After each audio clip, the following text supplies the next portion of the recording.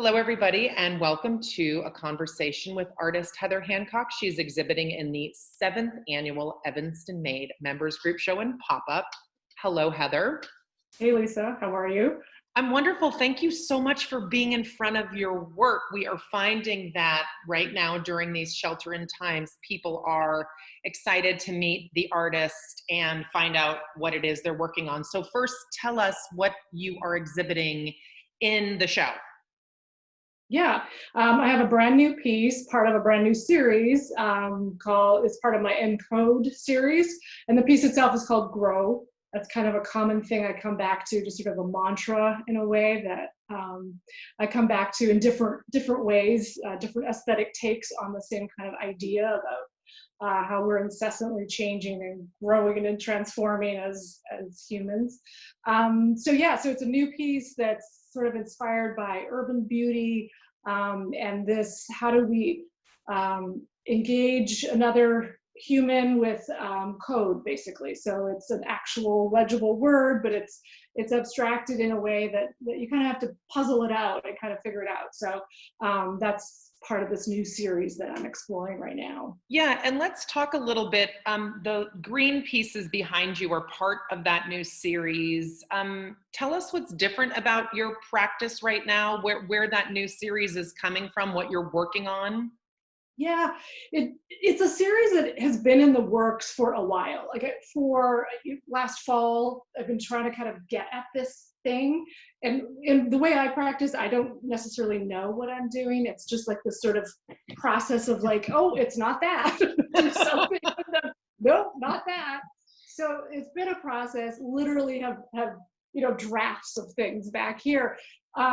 But things did kind of crystallize with the shelter in place time.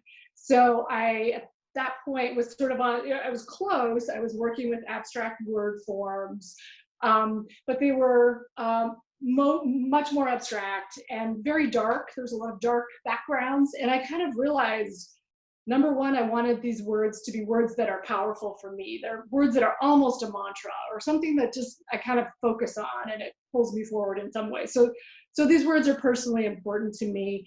And then I wanted color.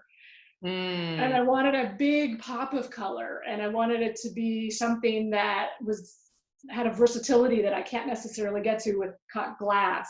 And so using paint, if you can see green circles in the background, the green is paint on the textured grout, which I find is something I'm super excited about. So it's quite different for me to bring color in that way. And then the last thing that kind of came clear was like, it's so specific, but I needed circles. I needed this pop of joy and this sort of like, there's something about a circle. There's circles in my work from the very beginning. I've always come back to that form as a very sort of joyful, hopeful, optimistic form. And so these pieces have that element in them as well. So this work has come sort of into focus during shelter in place in the last 2 months. And the paint on glass, why did that happen? Because that is totally new for you. What tipped you into that direction? Well, I think so. It is paint on the concrete, on the textured part. So it's not actually on the glass, but it was a way for me. I can't quite explain why. I love the flexibility of paint. So color has glass has a pretty limited color palette. There's big gaps in it. I can't always get my hands on the exact color I want. There's supply issues, quite literally, with color and glass that I bypass completely if I move into using paint. So there's sort of like, for me, it's just this huge freedom to be able to create get to the exact paint color I'm looking for, mix that. And then I don't know why, I can't explain, but I've always loved that like paint on concrete. I mean, literally I'm talking, think of a parking garage or think of road markings. I noticed that, I love it. I love how matte it looks. I love that texture and relationship with color. So for whatever reason, that has been gelling and brewing and has finally kind of come out in this form. Oh, I love it. And I love being the beneficiary of it, because I feel like in watching your work and even studying your Instagram handle, like the way that you notice color and form and line in the built environment, it's just wonderful seeing this new series of work. So I'm super excited about it. Yay, thank you. Thanks. Talk to us a little bit about your background coming to art, when you first gave yourself permission to use that title, what your journey was without, going back to fourth grade. Right. But start.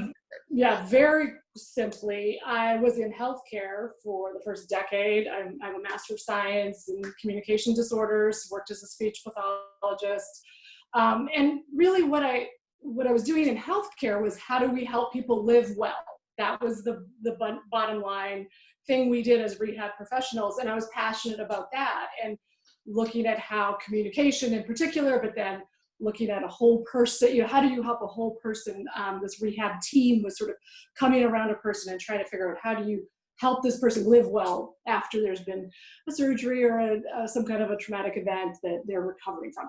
At some point, what I was interested in started to go beyond what I could do in a clinical setting. So suddenly it was drawing, and suddenly it was sketching, and the same kinds of ideas about what helps us thrive, what brings us to life as humans, those ideas are still animating what I do, but there ends up being a visual expression of it. So it was just a very gradual, long process of doing art on the side, beside a healthcare job, a hospital-based job. And then that finally kind of took on a life of its own. And here I am, 15 years later. Right, and you've moved from doing it on the side to, this is your jam, this is what you do all the time. That's right, full time, absolutely, yeah. Yeah. Nice. Okay, and then who are your inspirations? I mean, in terms of your medium, who do you look toward, but also what inspires you before you come to projects? Yeah, I have a whole list in my book of contemporary artists that I follow and I check back on, and they're almost all sort of involve material, like they involve ceramics or metal, or they're sort of sculptural in some way. So I definitely am drawn to those kinds of artists and follow those people. But I will say that my daily inspiration is, what do I see when I walk out my door? And when I walk, the lake is my number one inspiration. I think there's obviously some kind of connection between the shimmering lake and my interest in shimmering glass. There's a connection there.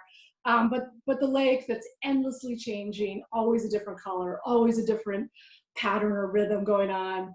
Our urban forest in Evanston is hugely important. It's right, like it's constant change, constant transformation, and so that connection, that deep connection to nature is critically important to all of us, and deeply inspiring to me. And then alongside that, then the built world, and like architecture and the rhythms there and the beautiful lines in architecture.